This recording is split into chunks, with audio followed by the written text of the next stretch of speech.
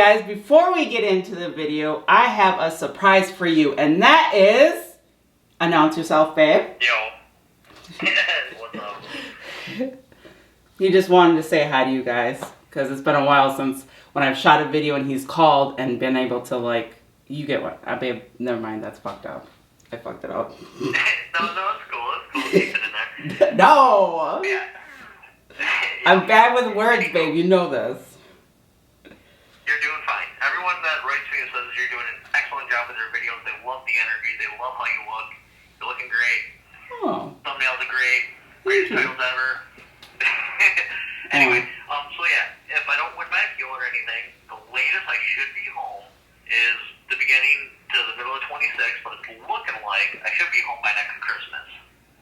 If I don't win my appeal or get clemency or anything like that. Or pardoned.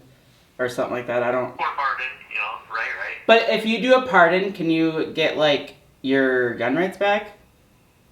So if I get a pardon, then I'm 100% like clean, like it never ever happened. Are you sure? Yep. Okay. Clemency, that's different. That means that, like, they just decided I've served enough time, but I still have the charge. Oh. Yeah, that's stupid.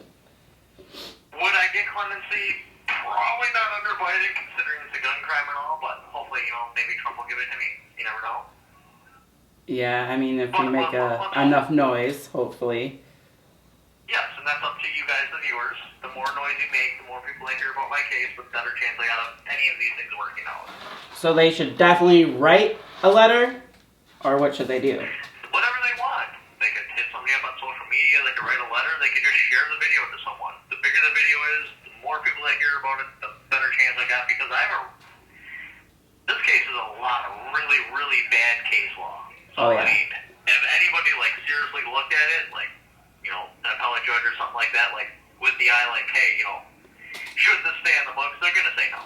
Oh, it's just like even in town... Hear about it. Right. Sorry, I didn't mean to interrupt. But even like in town yesterday, I was talking to some of the moms, and they were like, yeah, I was looking through that, and I was like, there is nothing. Like, what is this?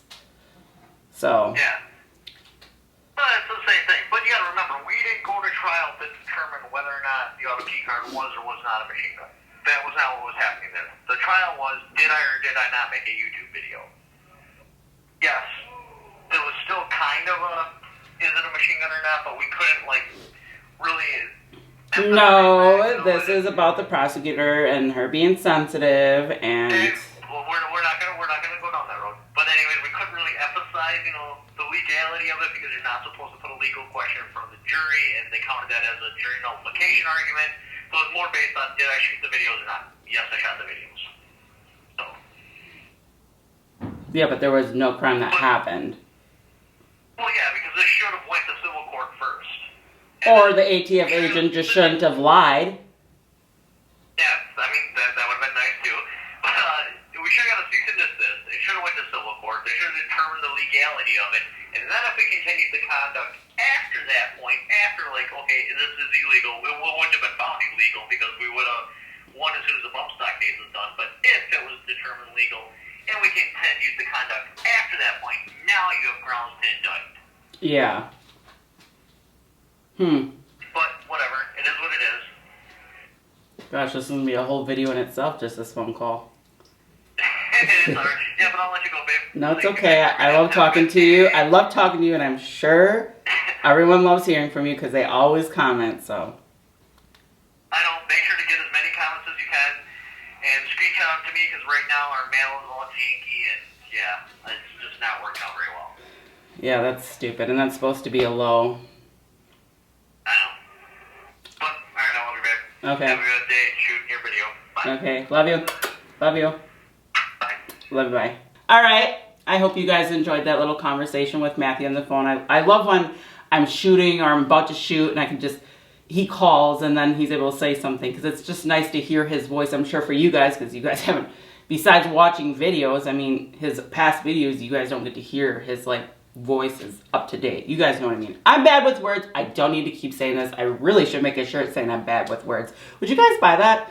Is there anyone else that's bad with words, or is it just me? Let's get into this mail call video from Matthew Hoover, Mr. CRS, and he says, I received And he says, I received a great question from T out of North Carolina, and he asked, how do I get my foot in the door in the firearms industry? And also, do you have any advice that could help?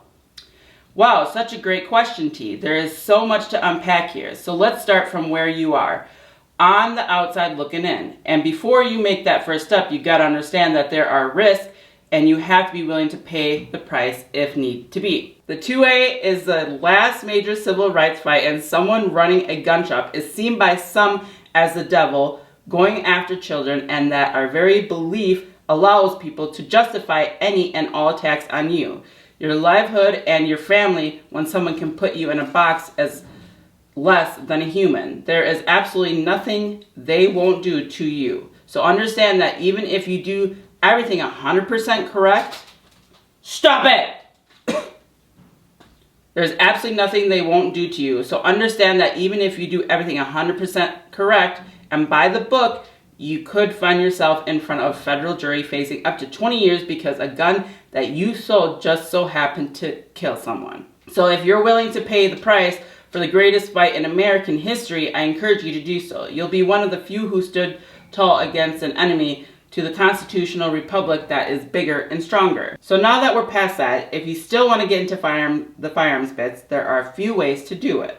1, work at a gun shop. You'll get a handle and learn about firearms all day and get paid for it. You'll learn customer service and sales. Both skills will transfer to other jobs very well. However, this is very high risk.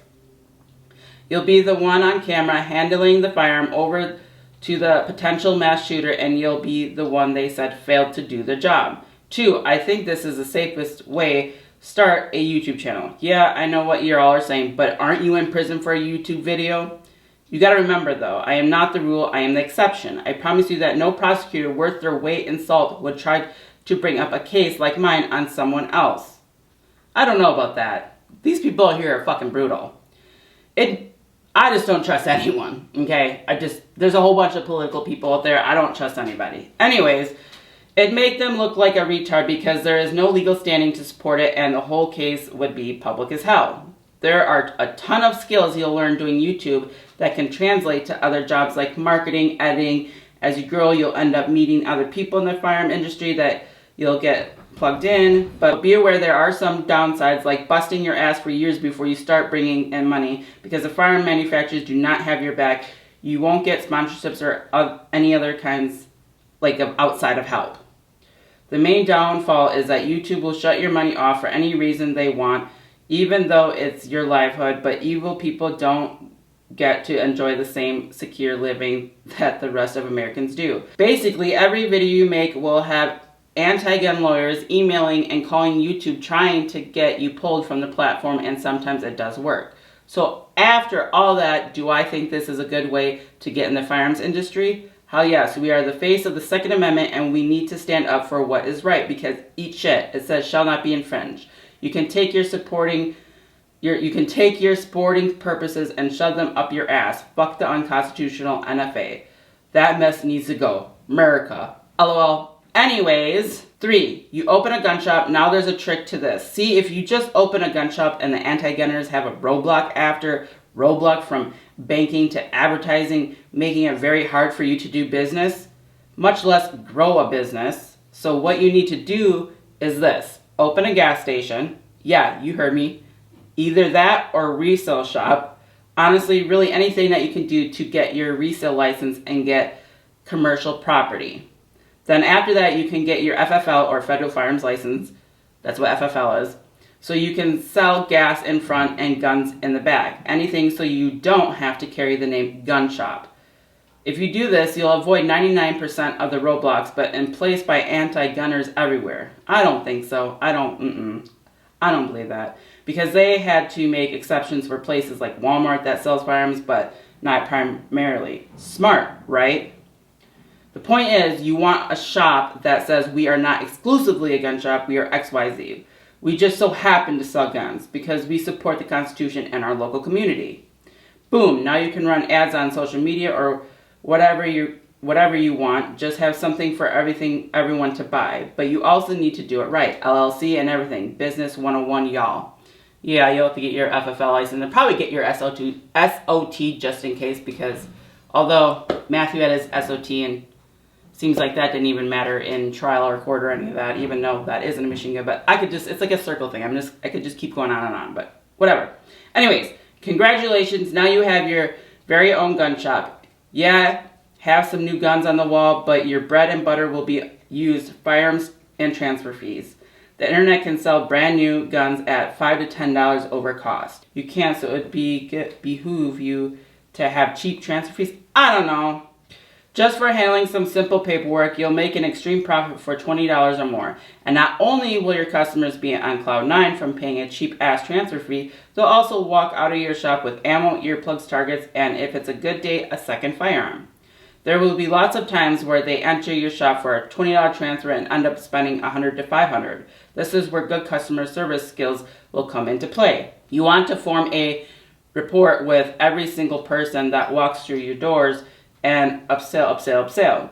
In the end, you'll want to make enough dough to keep the lights on and make yourself a hearty profit. In conclusion, that's what I think is the best 3 ways to get in the field. Once again, I want to give a huge thanks to T from North Carolina for the awesome video topic. Keep them coming, friends. It's people like you that keep the little channel going strong. If you have any other questions or topics that you want me to cover, feel free to drop me a line and write me a letter. I reply to everyone. And as a reminder, our channel is still demonetized and YouTube refuses to pay us, so the best way to support us is to hit that like button and to visit our store at onlytacticalfans.myshopify.com and pick yourself up some of our fresh channel merch like our #1 bestseller, Hunter Biden Strippers on Cocaine patch. The patch is sold out, but we do have this shirt, so make sure you get a shirt. Anyways, until next time, that's what he said. And also, so for the letters, you used to be able to just send them and he get them directly. Now, they copy them, they keep the original, and then give him a copy. But the copies either are blank or only have half, or patches are missing. So either make a copy of it, and then if you get a letter back being like, hey, I didn't get all of it, maybe resend it, or just write questions down below. I'm not really sure.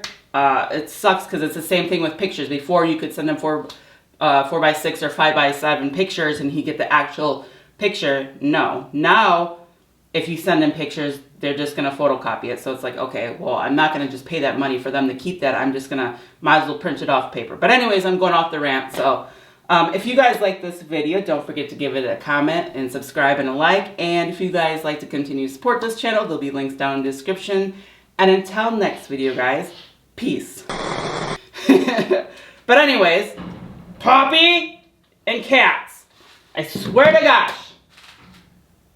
Who is up there? We put aluminum foil up here so you guys could not jump up here because, fun fact, cats do not like aluminum foil. They don't like when their feet touch it. So they will not jump on it. So if you have somewhere where you don't want your cats, put aluminum foil up there. I know it seems ghetto, but it works. It's all up here. I swear to gosh, I just rant and rant and rant and rant, okay? I could just talk and rant. Gun shop is seen by someone as Stop! She left, now I got you here, Miss Porkchop. The 2A is the last major civil rights fight and someone running... Okay, I'm really sorry if this is messed up, but he's not the best speller. And so I'm trying to figure this out. Because it's not making sense, guys. Plugged in, but beware. Quiet! But be aware that basically every video you make will have anti-gun lawyers emailing and calling YouTube trying to bless you. To drop me a line and write me a letter. Stop! Why would you do that? You interrupted it. I was almost done. And the cats want to take a shit. Come on. I've had enough of your guys' interruptions.